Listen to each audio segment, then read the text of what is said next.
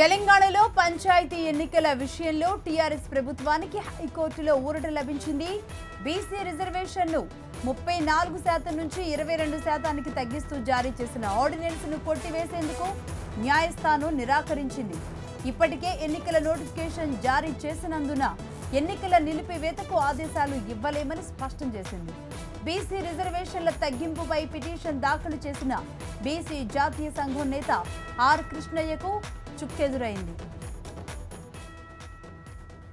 Reservation తగ్గింపు వల్ల బీసీలకు తీవ్ర అన్యాయం జరుగుతుందని కృష్ణయ్య తరపు న్యాయవాది వాదించారు. ఆర్డినెన్స్ను వెంటనే రద్దు చేయాలని కోరారు. పిటిషనర్ వాదనలు విన్న ధర్మాసనం ప్రస్తుత పరిస్థితుల్లో జోక్యం చేసుకోలేమని స్పష్టం చేసింది. తదుపరి విచారణను 4 వారాల పాటు వాయిదా వేసింది. ఈ కేసులో కౌంటర్ దాఖలు చేయాలని తెలంగాణ ప్రభుత్వాన్ని ఆదేశించింది.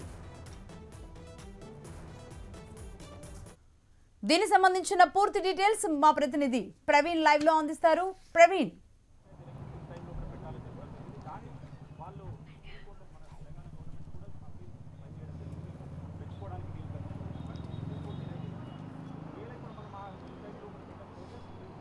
తెలంగాణ గ్రామ పంచాయతీ ఎలక్షన్స్కు హైకోర్టు గ్రీన్ సిగ్నల్ ఇచ్చిందని చెప్పుకోవచ్చు. ఇప్పటికే బీసీలకు ఏదైతే 34% నుంచి 22%కు ఏదైతే రిజర్వేషన్లు కేటాయించిన దానిపైన అప్పీల్ చేస్తూ కూడా ఏదైతే హైకోర్టులో కూడా దాఖలైనటువంటి పిటిషన్పై ఈరోజు విచారణ జరిగింది. విచారణలో భాగంగా ఏదైతే ఇప్పటికే ఎన్నికల షెడ్యూల్ కావచ్చు వాటిని విడుదల చేశారు కాబట్టి దానిపైన ప్రస్తుతం మేము జోక్యం చేసుకోలేమంటూ కూడా హైకోర్టు కూడా ఈ సందర్భంగా అభివర్ణించినటువంటి సందర్భం కనపడుతుంది. ప్రస్తుతం ఏదైతే ఎన్నికల కమిషన్ తీసుకున్నటువంటి నిర్ణయాన్ని తప్పుపట్టలేం. ఎందుకంటే ఇప్పటికే షెడ్యూల్ విడుదలైనందువల్ల ఇప్పుడు కలుగు చేసుకున్నట్లయితే ఖచ్చితంగా ఇబ్బందికరంగా మారే అవకాశం ఉంటుంది. కాబట్టి ఎన్నికలు నిర్వహించేందుకు మేము అనుమతిస్తున్నామంటూ కూడా ఈ సందర్భంగా హైకోర్టు చెప్పింది. ప్రస్తుతం మనతో పాటు అడ్వకేట్స్ ఉన్న రవీంద్ర, ఆయన కూడా అడిగి తెలుసుకుందాం. చెప్పండి, ఈ రోజు జరిగినటువంటి వాదనలో ముఖ్యంగా బీసీలకు అన్యాయం జరుగుతుందని వేసినటువంటి పిటిషన్పై ఎలాంటి వాదనలు జరిగాయి, కోర్టు ఏ విధంగా చెప్పింది?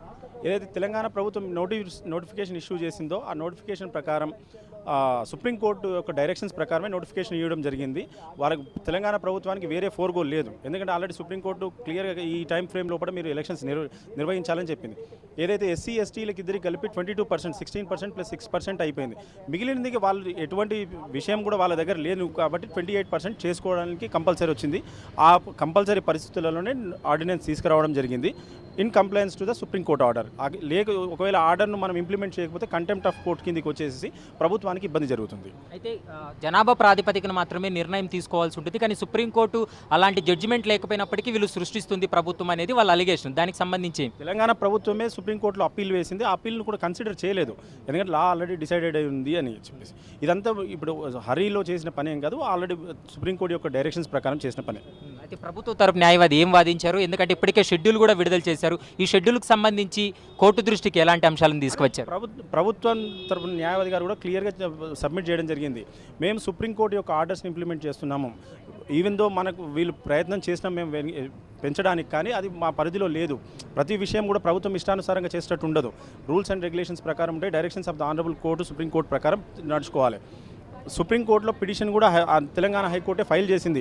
వాళ్ళు రిజర్వేషన్ పెంచడానికి ప్రయత్నించింది, కానీ సుప్రీంకోర్టు ఒప్పుకోలేదు కొన్ని అనివార్య కారణాల వల్ల. దానికోసం అని చెప్పేసి దాన్ని తక్కువ చేసుకొని ఇవ్వడం జరిగింది. అయితే పిటిషనర్ తరపున న్యాయవాది తన వాదనలు వినిపిస్తే ఏవైతే లేవదీశాడో దానికి సంబంధించి ఏమైనా కౌంటర్ దాఖలు చేయమనిందో, తదుపరి విచారణ ఏ విధంగా ఉండబోతుంది? విచారణ ఎలాబరేట్ కౌంటర్ ఫైల్ చేయమని చెప్పింది. కేసు మొత్తానికి క్లోజ్ కాలేదు.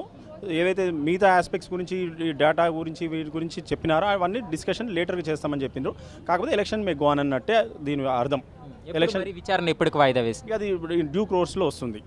ఇప్పుడు స్పెసిఫిక్ డేట్ ఏముండదు, 4 వీక్స్ అట్లా ఉంటుంది, అది వస్తుంది.